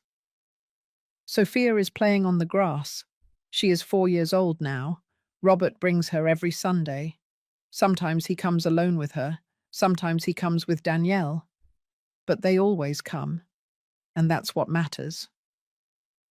"Grandma, look!" Sophia shouts, showing me a butterfly that landed on her hand. "How beautiful, my love," I tell her, smiling. Robert is sitting next to me. There is no longer any tension between us. There are no longer uncomfortable silences. We have learned to talk, to tell the truth, to set boundaries with love. "What are you thinking about, Mum?" he asks me. "Everything," I answer honestly. "How we got here. Everything we had to go through to find this peace." He nods. "It was hard. Yes, but necessary." Danielle is inside making lemonade. She decided to come today. She doesn't always come. And that's okay. We are still building our relationship. There are still difficult days. But there is respect. There are clear boundaries. And there is an intention to heal. When she comes out with the picture, she smiles at me. It's not the fake smile from before. It's genuine. Small, but genuine. "Thank you, Danielle," I say when she pours me a glass. "You're welcome, Patricia." We sit in silence for a moment, the three of us, watching Sophia run among the flowers. And I realize something. This is what I always wanted.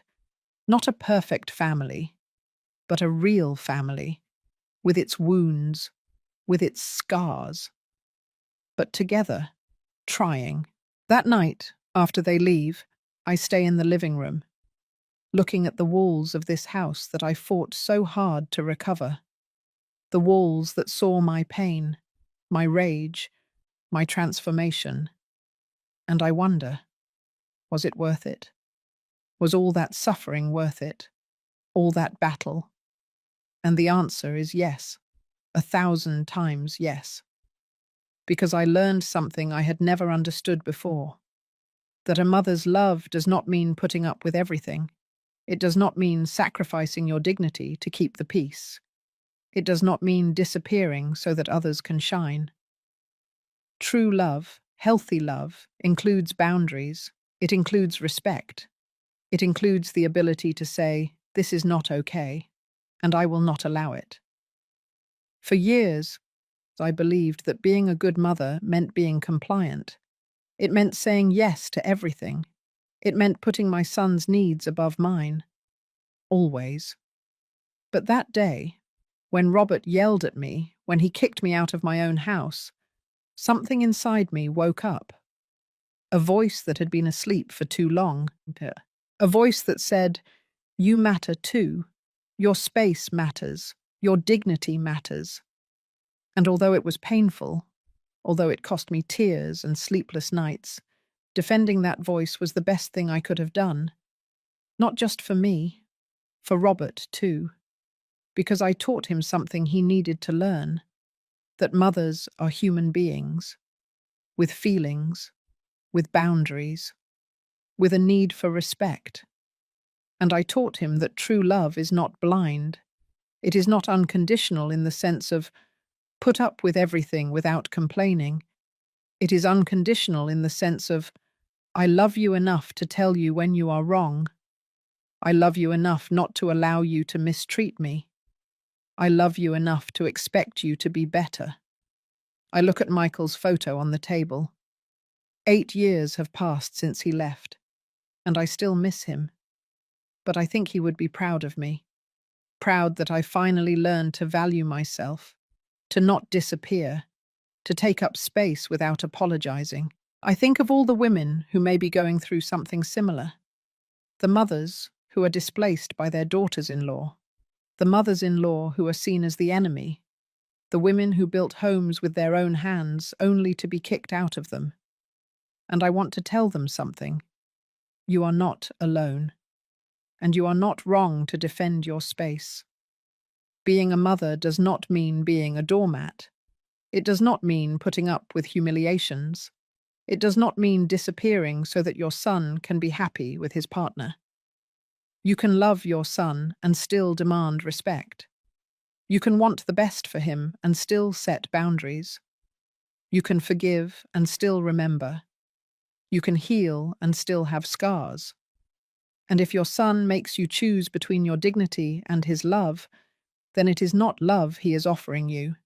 It is control. It is manipulation. And you deserve better. I learned that silence can be powerful, but I also learned that there are times when we need to shout. We need to say stop, no more, no. And that shout does not make you a bad mother. It makes you human. It makes you strong. It makes you worthy. I also learned about forgiveness. True forgiveness. Not the cheap forgiveness that says, forget everything and move on as if nothing happened. But the deep forgiveness that says, I recognize your mistake. I recognize your remorse. And I choose to let go of the poison of resentment. Not for you, for me. Danielle and I will never be close friends. Maybe we will never have that mother-in-law and daughter-in-law relationship that appears in movies. And that's okay. Not all relationships have to be deep. Some can be simply respectful, cordial, functional, and that is enough. The important thing is that Robert learned. He learned to see the manipulation. He learned to value his mother. He learned that a man doesn't have to choose between his wife and his mother. He can love both. He can honor both, without sacrificing either. And Sophia, my beautiful granddaughter, she is growing up seeing a different model. She is seeing her grandmother who respects herself. She is seeing her father who honors his mother. She is seeing her mother who works on her wounds. And maybe, just maybe, when she grows up, she won't repeat the patterns of pain. She won't see mothers-in-law as enemies. She won't feel like she has to compete for love. Because love is not a cake that runs out. It is not a competition of who is more important. Love multiplies, grows, expands, and in a healthy family there is room for everyone. I get up from the armchair, I walk through my house that I recovered, my space that I defended, and I feel peace. It is not the peace from before. That naive peace that comes from not knowing that you can be hurt. It is a deeper, stronger peace. The peace that comes from knowing that you can be hurt and still stand up, that you can bleed and still heal. I go up to my room. To my room. The one no one will ever take away from me again. I lie down in my bed, between my sheets, in my space, and I smile. Because I won. Not the battle against Danielle, not the battle against Mrs. Ellen. I won the battle against the version of myself that believed she didn't deserve space. that believed her value was only in what she could give to others, that believed being a mother meant disappearing, that Patricia died that day in the square. When I called the lawyer, when I decided that no more, and a new one was born, a stronger one who knows her worth, one who can love without losing herself. If my story helps even one mother open her eyes, if it gives strength to even one woman to defend herself, it will have been worth it. All the pain, all the tears, everything. Because mothers are also people. We also deserve respect. We also deserve space. We also deserve love. That doesn't come with impossible conditions. And if someone tells you otherwise, if someone tells you that you must put up with everything because that's what mothers do, don't believe them. Because being a mother is not being a martyr. It's being an example of strength, of dignity, of self-love. And that is what I want to be for Sophia, for Robert, for all the women who listen to this story. An example that you can fall, you can be hurt, you can cry, but you can also stand up. You can heal, you can reclaim your space, and you can live with peace, with dignity, with your head held high. My name is Patricia Miller. I am 56 years old, and this is my story. The story of how I lost my family for a moment, and how, by defending myself, I got them back in a healthier way, more real, stronger. It wasn't easy. Nothing worthwhile is. But it was worth it. Every tear, every battle, every sleepless night. It was worth it. And if you are going through something similar, I want you to know this. You are also worth it. Your space is worth it. Your dignity is worth it. Don't give up. Don't disappear. Don't make yourself small so that others can feel big. Shine. Take up space. Defend what is yours. And if you have to do it alone, do it. Because it is better to be alone with dignity than accompanied with humiliation. The mothers of the world deserve better. We deserve love that honors us, that respects us, that sees us. And if we are not receiving it, we have the right, the duty, even, to demand it. Because we are mothers. But we are also women. We are people. We are human beings worthy of respect. Never forget it. And if my story gave you even a little strength, share it. Share it with someone who needs it, with a mother who is doubting her worth, with a woman who needs to hear that it's okay to defend herself, because together we are stronger. Together we can change these patterns of pain. Together we can build healthier families. One story at a time, one mother at a time, one boundary at a time. Thank you for listening to me. Thank you for allowing me to share my pain and my healing. And remember, it's never too late to reclaim your dignity. It's never too late to say, no more. It's never too late to be free. With love and hope, Patricia Miller.